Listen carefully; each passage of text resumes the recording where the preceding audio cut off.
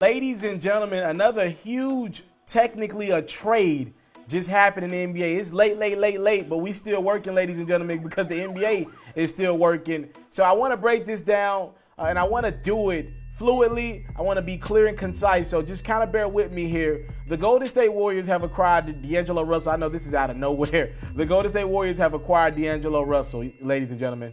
The Golden State Warriors now have an all-star point guard in D'Angelo Russell. So here's what the heck happened. D'Angelo Russell's no fool. He heard the rumblings like you heard the rumblings. He knew that the Brooklyn Nets had their mind on Kyrie Irving and Kevin Durant. Not necessarily Kyrie Irving himself, but the combination of Kyrie Irving and Kevin Durant. They knew to get Kevin Durant, they needed Kyrie Irving. They knew to get Kyrie Irving, they needed Kevin Durant. So they had to take it as a package deal. When you get Kyrie Irving, obviously D'Angelo Russell has to have his rights renounced, and he become a restricted free agent, or unrestricted free agent.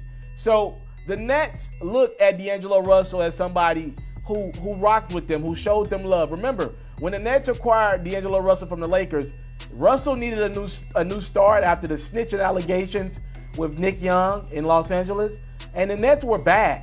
They didn't have any good players, pretty much giving away all their picks. So this team needed Russell, and Russell needed them. They both kind of needed each other. It was kind of like two people that just got out of bad relationships, and they needed each other, just needed love.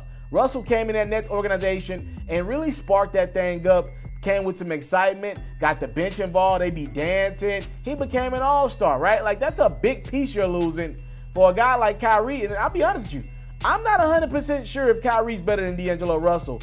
D. Russell's definitely more efficient and a better passer. But again, to get Kevin Durant, you needed Kyrie. So you got to do what you got to do if you're the Nets. But the Nets don't want this to look like they trade loyal guys, right? Players do talk.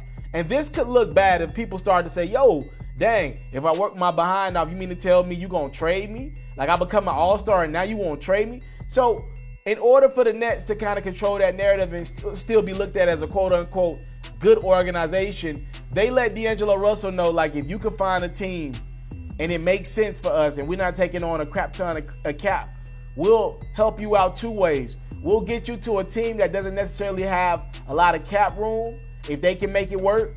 And we'll also get you paid. So D'Angelo Russell's going to sign a 4-year, $117 million deal with the Brooklyn Nets. He'll be signed, and then he'll be traded to the Golden State Warriors. Again, the Warriors had no cap room to work with.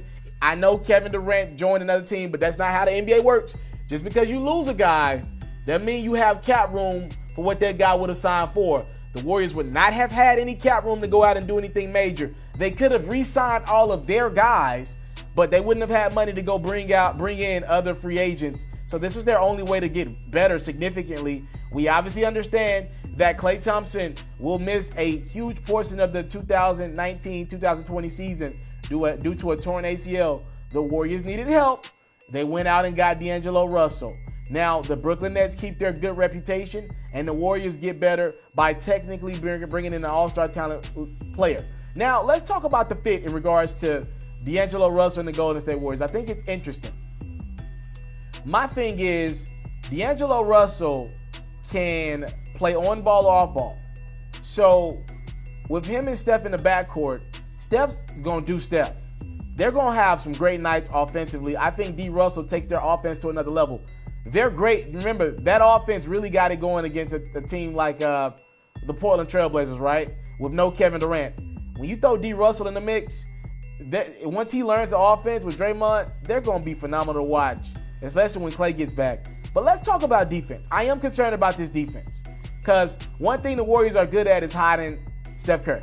Now you got to kind of hide D'Angelo Russell and Steph Curry. D'Angelo Russell's not great as a one-on-one defender. I'm not saying he's bad, but he ain't good either. All right, so bringing in Russell and Steph, I think your defense goes backwards a step from what it was last season. But it was going to go backwards anyways because you were losing Kevin Durant. At least bring in a top-tier talent offensively to ease the pain. The Warriors take on that cap burden via trade. They're moving into a new arena. That's a cash cow, is that new arena. And they actually get a piece back after they lost Kevin Durant. So salute to the Warriors. They got Myers and company. They're smart, man. They're as smart as it gets. They made a move to at least show this organization, like, no, We ain't just finna bow down next year. And if I know anything about Klay Thompson, he's finna work his behind off, you know, and now he doesn't have to rush back. But I believe dude to be ready around March or April. I believe around the postseason time, Klay Thompson will be back in that Warriors locker room. And now they got a new lineup of it's going to be likely Steph and D'Lo in the backcourt. D'Lo's about 6'4", 6'5". Klay at the 3, Draymond at the 4, and Looney at the 5. If they re-sign Looney, it's an interesting lineup. I wouldn't say they're the best team, but it's something. And now the Lakers, they've had a bad day. They let pretty much all the role players get signed, right? And that they were going to wait on D'Angelo Russell, you know, because they're waiting on Kawhi Leonard. But if Kawhi doesn't go to the Lakers, if Russell were available, the Lakers are going to go after him. But since he's gone, the Lakers are going to have to scramble to find something to do with that $30-some million they got in cap room now. Lot going on in the NBA. Please stay tuned. Subscribe to the platform if you have not done so. What a day in the NBA, man. I'm out. I came from nothing, but I want everything God has for me. I interview celebrities. I talk sports. I still represent the culture. All the kids, they are now tuned in. Yo, we locked in right now, Mr. Telefaro. Mr. Telefaro. Shout out to Mr. Telefaro. You're watching Mr. Telefaro TV. Mr. Telefaro TV, here with the Triple B's, you can't do nothing but win.